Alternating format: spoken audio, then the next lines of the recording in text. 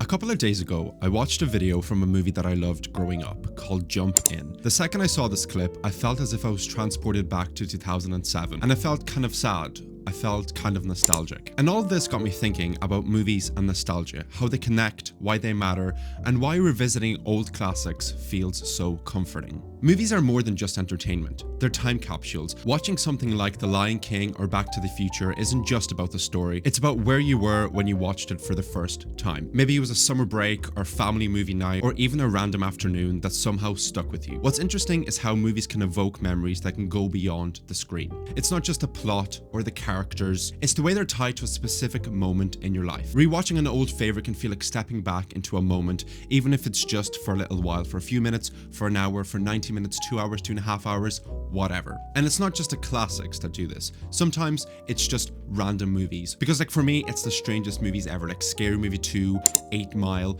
Jump In. I don't know why, but those movies make me feel extremely nostalgic. It's the ones that you don't think about until you randomly stumble across them in like your adulthood or as a teenager or whatever. And they remind you of who you were, what you cared about, and how you saw the world back then. And I think that's why nostalgia and movies work so well together. They let us revisit parts of ourselves that we might have forgotten. And sure, maybe it's not the same as it was the first time you watched them, but that's okay. It's still meaningful. But the thing is, nostalgia has a funny way of putting a filter on those memories. It's like rose-tinted glasses, making everything seem a little bit warmer, a little bit better than it actually was. Nostalgia smooths out the rough edges and lets us focus on the good stuff. Maybe you remember watching a movie during a simpler time in your life, or it brings you back to a moment of joy or of safety or something like that. Even if the movie itself wasn't perfect, the memory of watching the movie is what's perfect to you. It's why we can be so loyal to things that we loved as kids, even if revisiting them as adults makes us realize maybe they're not as perfect as we thought they were. And nostalgia has become a huge aesthetic recently, tapping into our collective longing for the past and creating a safe, familiar place in a world that feels extremely crazy at the moment.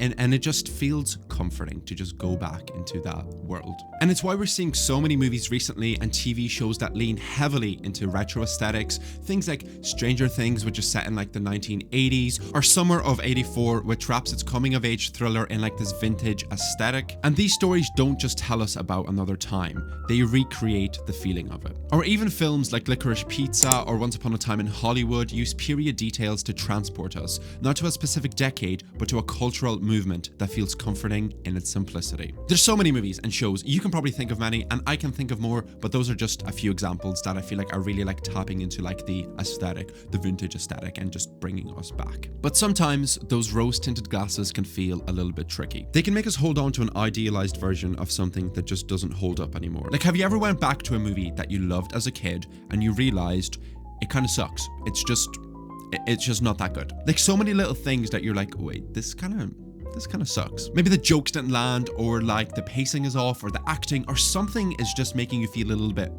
this movie is a bit, The disconnect can definitely be a little bit weird, but there's definitely a positive to it. That means we have changed, and that's not a bad thing at all. I think that's actually quite a good thing. And in some cases, I do think it's better to leave some things in the past. Not because the movie isn't worth revisiting, but the memory of itself is just enough. We don't really need more. Like, the memory is fine. It's fine to just have it. It's like a photograph, you know, like you're trying to preserve it and you don't really want to edit it, you don't want to change it, you just want to leave it there. And the thing is, revisiting it might not ruin the memory, but it could change the memory. And I know it sounds extremely cringy, but like the thing is with nostalgia, it can definitely be a little bit of a trap, because if we spent loads of time looking back, just remembering things, we can definitely miss out on what's like happening now or what's coming next. Because to me, it's definitely a bit of a balancing act. Do you want to appreciate the past without getting stuck in it? And movies are a great way to navigate that balance, because they let us dip into those nostalgic feelings without living there permanently. And I guess today I'm just feeling a little bit melancholic and I want to wrap myself in that nostalgic blanket. So today I'm going to do exactly that. I'm going to go back to a time where I was 8 years old as a 26-year-old man and rewatch a movie I loved growing up, which is Jump In. And I can't wait, and I really hope it holds up, even though I definitely know it won't. It's definitely not going to be as good as I remembered, because just even thinking back on it now, it was definitely a little bit crazy. Anyway, well, let's just go watch it, and we'll think about it later. Oh, it's going to be so bad. It's going to be so bad.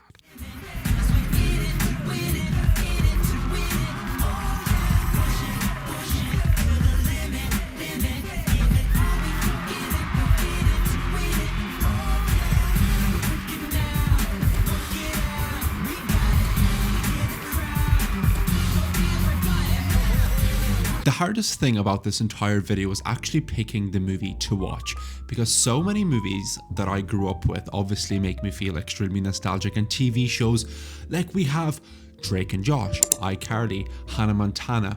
What was that one? There was on Disney XD, there was like the skateboarder, two guys that like skateboarded. Obviously I didn't love that one because I don't really remember it. Then we have Jump In, which I watched. Don't remember if I saw High School Musical, but obviously that was a huge part of my childhood. And then we can go back even further, like to the TV shows like Ed, Edd and Eddy, Courage the Cowardly Dog, so many things. But I just stumbled across Jump In, and it just reignited this like memory of mine, because I grew up rewatching Jump In so much. I think I probably watched it every single week for a long time. So revisiting this was very, very weird. And as I was watching it, there were so many things about this movie that made me realize, that's why I love this movie growing up. Because the main character overcomes something. Because the main character does something that's not stereotypically seen as masculine, and he's scared to go against what his parents believe in. And honestly, I really enjoyed this movie. I'm not really going to sit and talk about this movie for like 20 minutes because I easily could, but the general gist of Jump In is, because I feel like not many people know this movie at all. The general gist of Jump In is that it follows two characters, which is Izzy Daniels and Mary Palmer. Basically, Izzy is played by Corbin Bleu and Mary is played by Keke Palmer. The general gist, very, very simple, is that Izzy realizes that he loves skipping, rope jumping, and his dad really wants him to be a boxer because he was a boxer, blah, blah, blah, continue the legacy, carried on. But Izzy just realized that he really, really loves, one, Mary, who is in a team for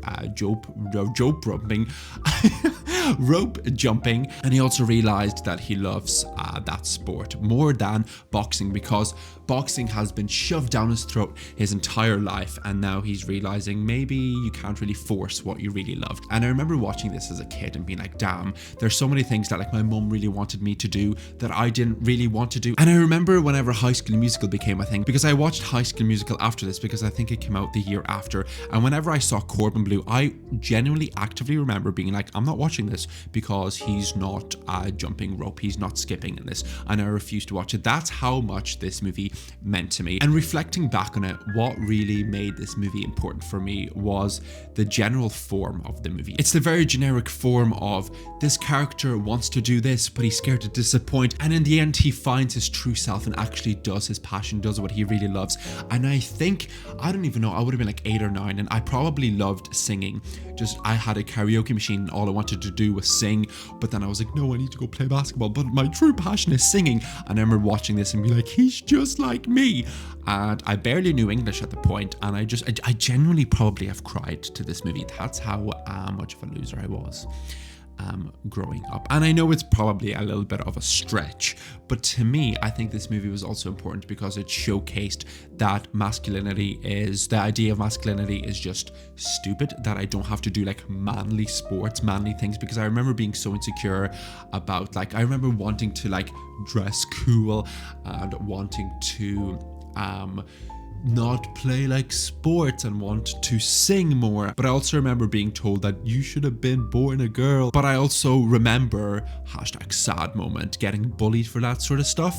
And this movie and like High School Musical, all those other things that I've mentioned were definitely my escapism, I suppose, as corny and as pretentious as that sounds. And I know I'm not giving you like a huge in-depth review of Jump In, because I could give you a proper review. Is the acting great? No. Is there any incredible cinematography? No. But it's what the movie meant to me. Do I regret watching it? No, because I think I can separate how I felt back then and how I feel now. I'm able to recognize that the movie is not really good. It's a TV movie. Like, it went straight to TV, no proper release, Disney Channel original. Obviously, it's not incredible, but it's what it meant to me back then. Will I realistically be ever sitting down to rewatch this? Probably not, but it was also, it was just nice to kind of revisit that and put myself back into the mentality of like an 8 or 9 year old or whatever I was, because yeah, it definitely made me feel nostalgic. Like, I remember how I used to sit on the couch watching this. I remember the cat I had. I remember the exact TV. And I remember watching it for the very first time, and just, yeah, and like even seeing characters like fall in love on screen. Like, I remember being like, wow, he's so cool, he's doing what he wants, he gets the girl he wants, why can't that be me? Yep. Certified loser. Can you tell I spent all my time at home watching Disney Channel? Yeah. But you know, the things, I will give you like the key themes throughout this movie if you feel a bit crazy and you want to go check out Jump In.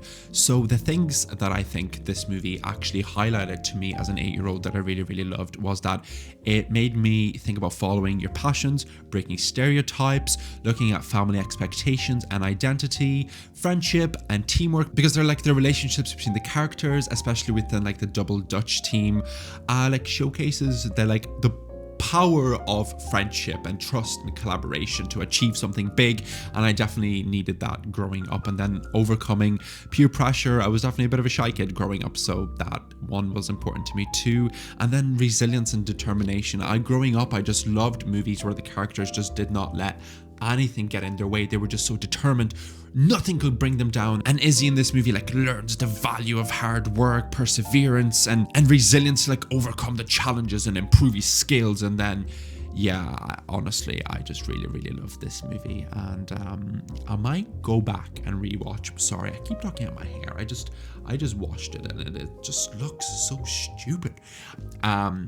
I might go back and watch a few movies from my early childhood, but then at the same time, I know how I'm going to feel. I'm going to feel exactly like how I'm feeling now. I'm just going to be a little bit nostalgic. I'm going to recognize that those movies aren't important, and it's just going to be like that. It's not that deep.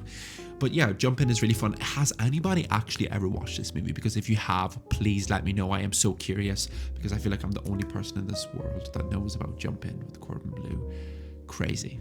Just crazy. But yeah, I think I'm going to wrap it up there. Give me like a memory that you associate with the movie, like something that makes you feel nostalgic, because I'm very curious, because I feel like I've just been very vulnerable and open to myself, and I want to hear from you. So yeah, I'm going to wrap it up there, and thank you so much for watching, and I will see you in the next video. Bye bye.